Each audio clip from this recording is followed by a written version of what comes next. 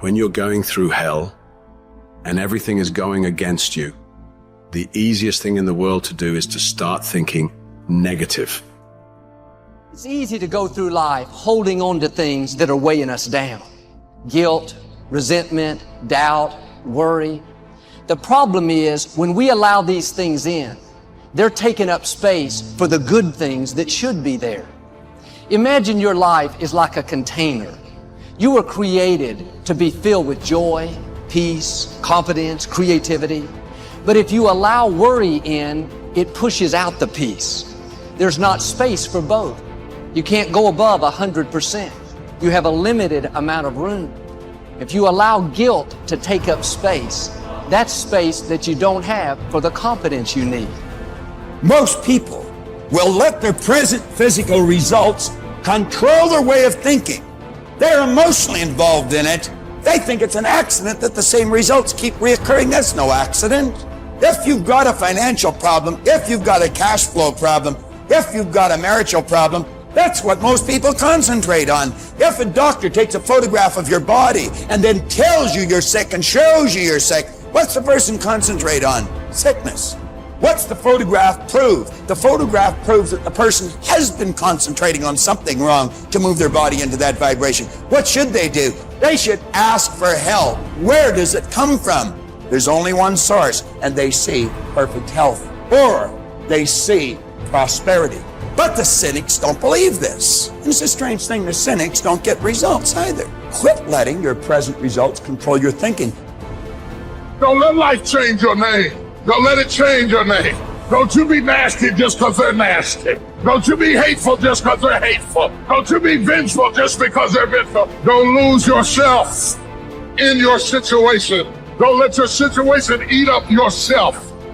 You got to get grounded. You got to train your mind to serve you. Meditation is one of the ways in which you can do that. Reading is one of the ways that you can do that. Listening to music is one of the ways that you can do that. Exercise is one of the ways in which you can do that. Things that you can do to still your mind, to clear your thoughts so you can think.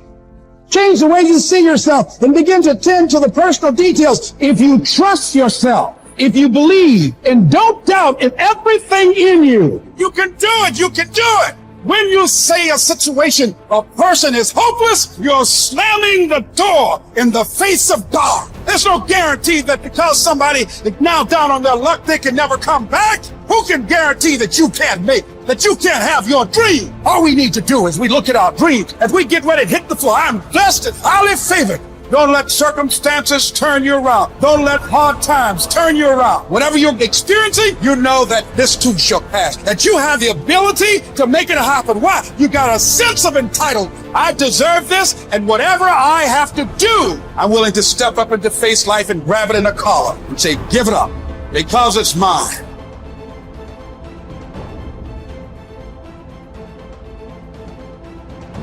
People think there is something called as negative thought and positive thought. They want to remove the negative thoughts and have only positive thoughts. For such people, I would ask them to just experiment for 10, 15 seconds. Let them forcefully remove one thought from their mind. For example, next 10 seconds, just don't think of a monkey. Try not to think of a monkey. For next 10 seconds, you will see you will be full of monkeys. So what I am saying is, this is the nature of your mind, because in this mind, all the three pedals are throttle. There is no brake, there is no clutch. Whatever you touch, it will only go faster. In this kind of mind, people have been taught from moral teachers and religious teachers, do not think about bad things. Well, since then, it's been a full-time job. So there is no way you can handle the mind like this. This doesn't need any great enlightenment. If you spend 2 minutes with your eyes closed, you will realize you cannot do anything forcefully with this mind. So, I want to remove negative thoughts. Do not ever go in this direction, because what you want to remove will become your quality. Always you will be on it. So, what should I do? The thing is this: without understanding the fundamental mechanism of this mind, because our mind Human mind is the most sophisticated computer on the planet. Even all the supercomputers have come out of this. When this is the case, is it not important that we understand the mechanics of how it functions? One simplistic aspect of how it functions is there are no subtractions and divisions in our mind. There is only addition and multiplication. If you try to do something with it, it will say one more. If you try hard, it will multiply into many more. In this mind, you don't try to identify what is positive, what is negative, and try to remove it. First of all, one needs to understand this mind of yours. This body of yours is supposed to serve you. The life that you are is important. Body and mind are vehicles that must serve us. If you sit in a vehicle, it must go where you want to go. If it goes to its own destination, what is the point of such a vehicle? It's just a nuisance. Right now, most human beings are unfortunately experiencing this fantastic possibility of human mind as a nuisance, as a troublesome thing. Well, this is the most beautiful thing you have. There is something called as you which exists.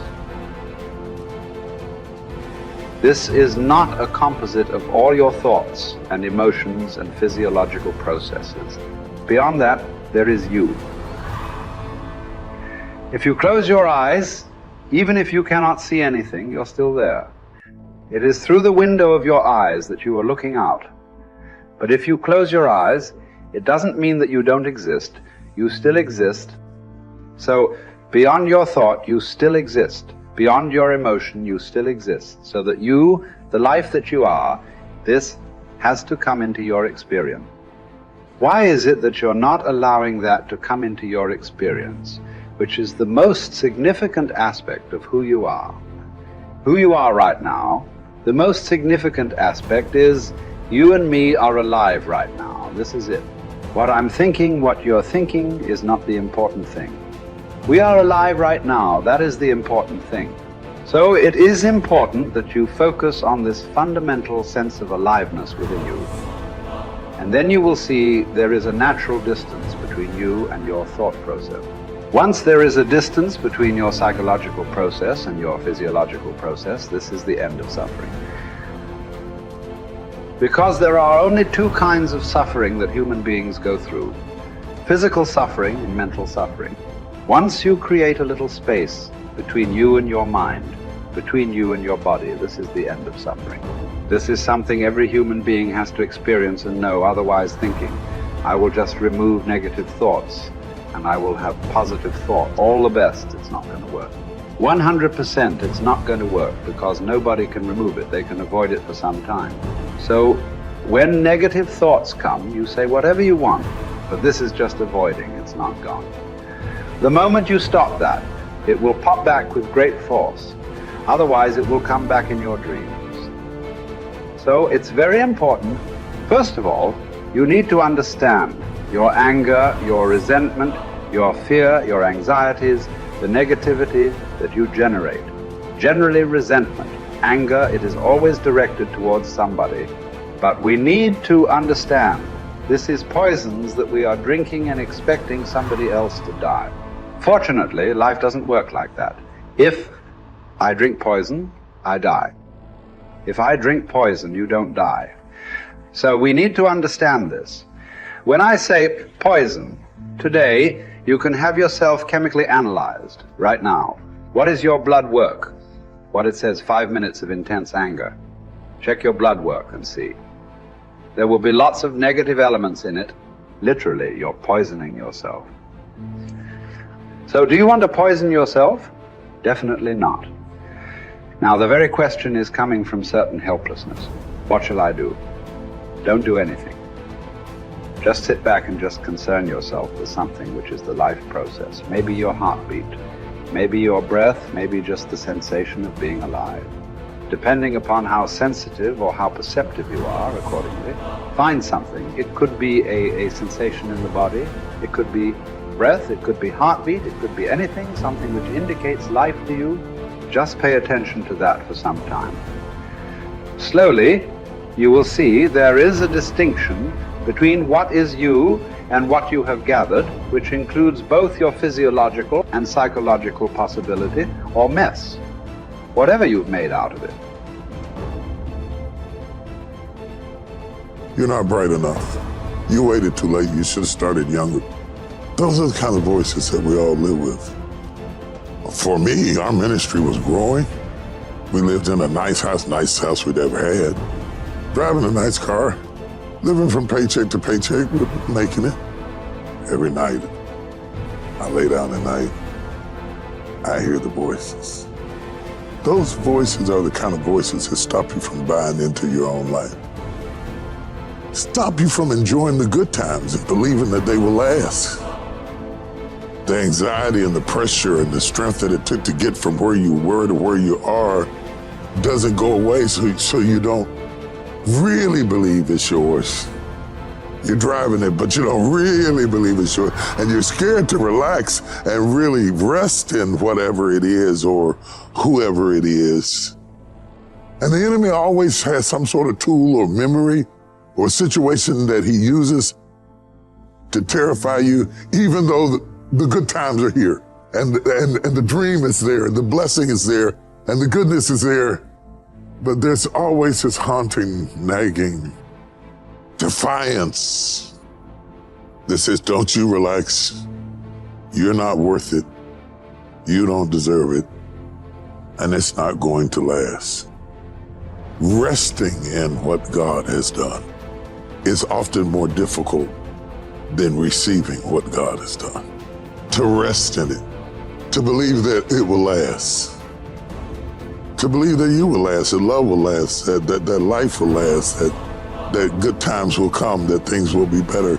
It's difficult because of the voices. And you are what you eat, and the voices are the food that feeds your faith or fear. You see those voices that say what you can't do, what you can't have, what you can't be, what's not gonna last, what's not gonna work, is how the enemy pulverizes the promises of God in your life. And it takes word to combat word.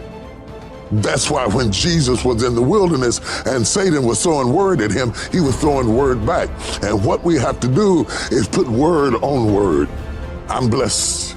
I'm blessed in the city. I'm blessed in the field. I'm blessed in my uprising. I'm blessed in my downsetting. I'll be blessed into my old age. I'll be blessed when I'm an old man. My grandchildren will be blessed. My body is blessed. My mind is blessed. My head is blessed. I got this. I can handle it. I can do it. Bring it on. Here it is.